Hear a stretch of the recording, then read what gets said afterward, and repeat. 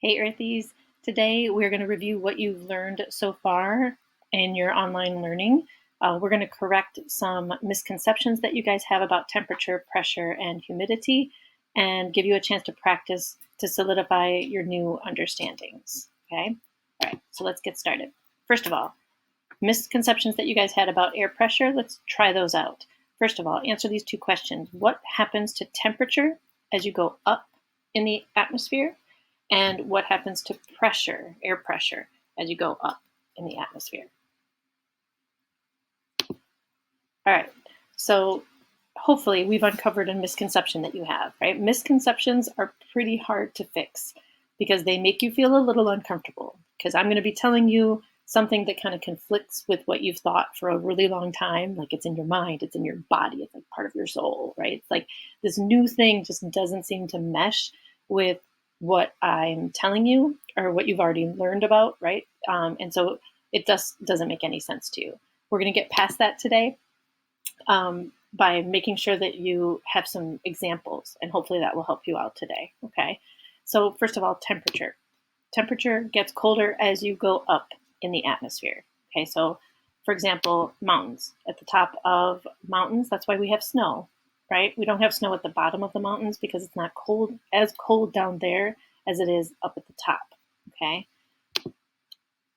some of you guys made a really cool connection to our convection currents, right? So remember this video where we had this oil, and we had these little tea leaves inside the oil, and we put a little candle down here, and that candle heated the oil up right down here at the bottom, and then that hot oil rose up, right? So some of you were saying, oh, if it's hot air, it rises, and so that hot air is going to be up here, and now it's going to be hot, right? But the problem with that is, yes, hot air rises, right? So you have hot air down on the ground, and that starts to rise.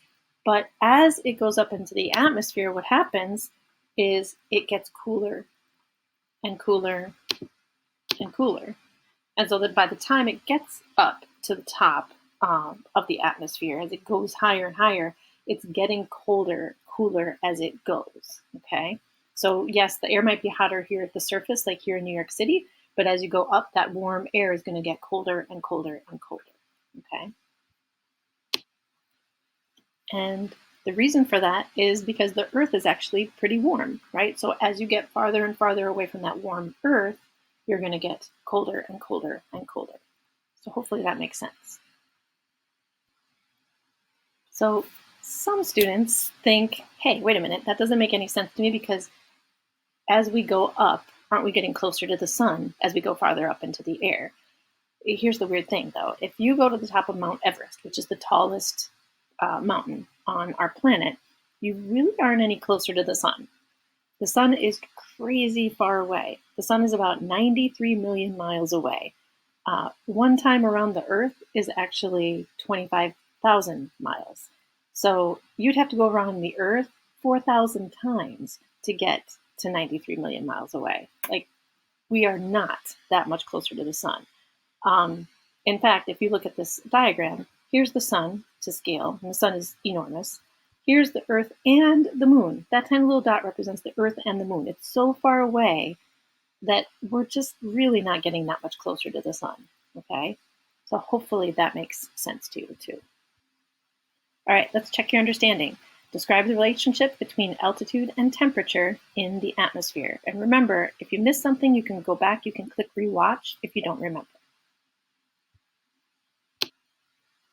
Right, hopefully you got that. As the altitude gets higher, as you go higher up into the atmosphere, that temperature is going to decrease or it's going to get colder. All right, next one. This time you're going to show your understanding. So now I want you to explain in your own words why the air temperature gets colder as the altitude increases. Do your best. Use a complete sentence. Go for it. Okay, here we go. Our second misconception was about air pressure. What happens to air pressure as you go up? You should have said that there is less air pressure as you go up, okay?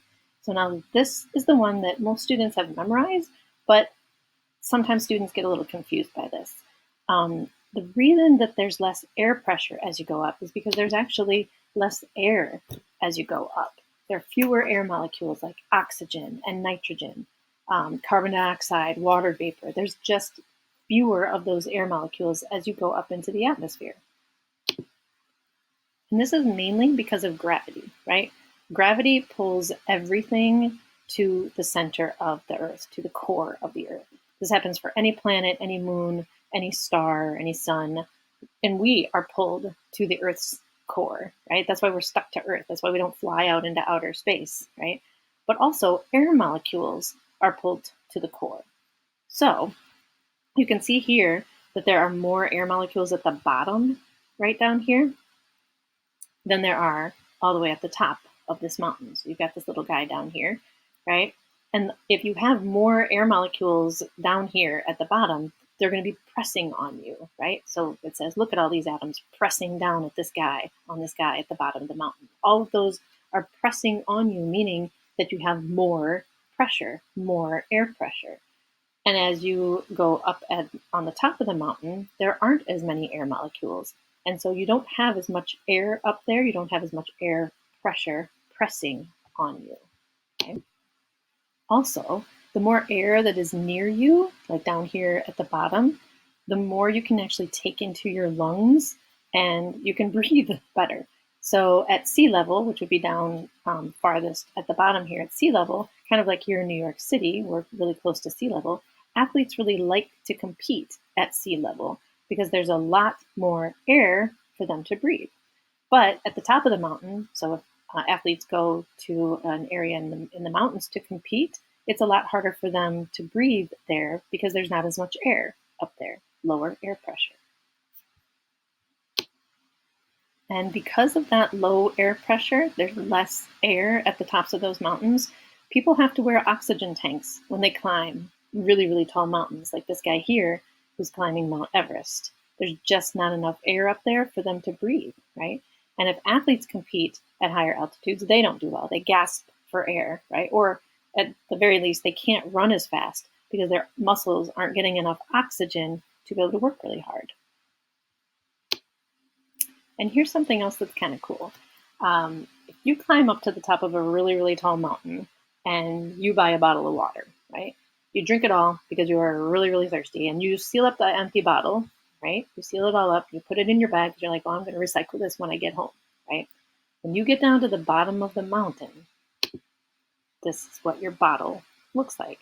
You've probably seen this if you've ever gone on an airplane, right? You're up in the airplane, you get your bottle of water from the flight attendant, and you seal it up. And then when you land, you look in your bag and you look at the bottle, and it's collapsed like this. What the heck is going on?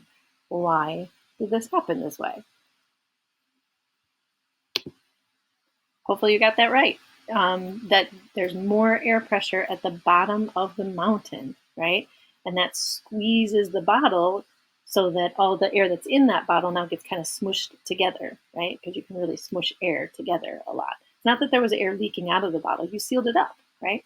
It's that you've smushed all of that air that's inside the bottle because the air pressure around it, around the outside, there was a lot more air pressure, right? Because at the top of the mountain, not a lot of air pressing on that bottle, and at the bottom of the mountain, that pushes on the bottle and squishes it. All right, check your understanding. Describe the relationship between altitude and pressure in the atmosphere. And again, click rewatch if you don't remember. All right, hopefully you got that right. Remember, as we go up in the atmosphere, as the altitude gets higher, that pressure is going to decrease. It gets lower, less air pressure. All right, let's try another one. Are there more air molecules here in New York City or at the top of Mount Everest, which is the tallest mountain on Earth?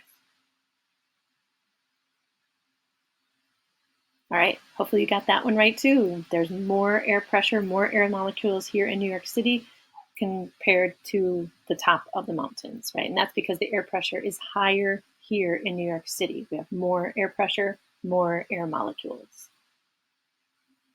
All right, and one last check. A balloon carrying weather instruments is released at the Earth's surface, and it rises up through the troposphere. Remember, the troposphere is just part of our atmosphere. As that balloon rises, what will the instruments generally indicate? All right, hopefully you got that one right. Remember, the pressure and the temperature are both going to get less. It's going to get colder, which means the temperature decreases, and the pressure is going to decrease as well. We're going to have less air pressure. All right, so now you want to show your understanding by explaining in your own words why the air pressure is lower as the altitude increases. Okay, this is our last misconception that we're going to try to correct for you today. Answer this question. Moist air, is it heavier, lighter, or the same than air without moisture? All right, so you just saw that it is lighter, right? So humid air, moist air, air that is full of water vapor is lighter than air that does not have moisture. In other words, moist air is lighter, less dense, lightweight compared to air that is just dry. What? I mean, this is another one of those misconceptions because it's really hard to understand how that could happen, right? We think of water as heavier than air. So we think if air is more humid, then it's got to be heavier, right? And we also think to ourselves that air kind of weighs your hair down, or that moist air weighs your hair down. So it's just confusing, right? So here's why. Dry air is heavier than moist air. Think of a container of ping pong balls versus golf balls, right? If you're looking at ping pong balls, they're a lot lighter, right? Ping pong balls a lot lighter, less dense. That's our water vapor, okay? And a golf ball represents air molecules, like dry air molecules. Golf balls are heavier, okay? And this just has to do with the chemistry of the molecules. A water vapor molecule is made up of hydrogen and oxygen, and that has less atomic mass than the dry air molecules of nitrogen. Nitrogen are actually really heavy atomic, like their atomic weight. Like if you look at their atoms are actually heavier. And so if you compare those two that way, you're really thinking about, I think of them as like a golf ball and a ping pong ball. And so if you put in the same amount of space, if you look right here, this is moist air right here. That contains a lot more water vapor, a lot more ping pong balls. And so that's going to be a lot lighter weight than dry air that contains only nitrogen air molecules, or golf balls, right? Those heavier molecules.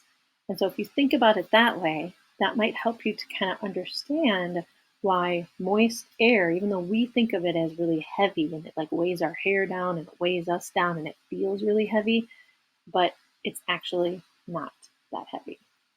Okay. And remember, if the air is a lot heavier, it's going to sink to the bottom, right? So heavier air is going to sink to the bottom. And so that's going to have more air pressure, right? So those golf balls, the air molecules, the dry air molecules, is going to have more air pressure, whereas a more humid air is lighter. Remember, our ping pong balls, our water vapor is going to be lighter, and so that lighter air is going to have less air pressure. Okay?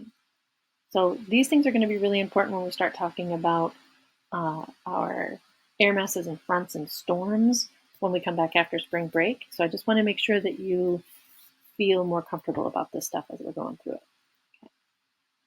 Okay. Time to check your understanding. What happens to the air pressure as the air gets more humid outside? All right, so hopefully you got that right. The air pressure decreases, or it gets less, there's lower pressure as it gets more humid. I mean, even as I'm saying it, I'm thinking, wait, that's not right, but it is, right? Really, really humid air, less air pressure. Oh. All right, let's try another one. Explain in your own words why more humid air has lower air pressure. If you need to go back and rewatch some of those examples, then go back and do that. Make this stick, okay? You got this.